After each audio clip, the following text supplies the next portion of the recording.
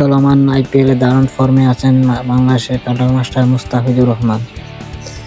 বিশেষ করে চেন্নাই গড়ের মাটিতে মুস্তাফিজের কাটার কোনো জবাব নেই ব্যাটসম্যানদের কাছে। তবে ভক্তদের মনে একটাই শঙ্কা, আর কতদিন আইপিএল খেলতে পারবে ফিজ। কারণ চলতি আসরে 30 তারিখ পর্যন্ত আইপিএল খেলার ছাড়পত্র পেয়েছেন মুস্তাফিজ। সেই অনুযায়ী তিনি আইপিএল চেন্নাই সুপার কিংসের হয়ে আর মাত্র 3টি ম্যাচ খেলতে পারবেন। জিম্বাবুয়ের বিপক্ষে ফার্স্ট টি20 সিরিজের জন্য দেশে ফিরতে হবে মুস্তাফিজকে। তবে বিসিবি বোর্ডের পরিচালক আকরাম খান মনে করেন, জিম্বাবুয়ে সিরিজ না খেলে আইপিএল খেললে মুস্তাফিজের জন্য ভালো হবে। তিনি বলেন, জিম্বাবুয়ে সিরিজ থেকে আইপিএল খেললে আমার মনে হয় আরও অনেক কিছু শিখতে পারবে।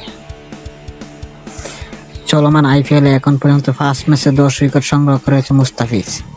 পার্পল ক্যাপের দৌড়ে বেশ ভালোভাবেই আছেন তিনি। তাই দেশের ভক্তরা চায় মুস্তাফিজ পুরো আইপিএল খেলুক।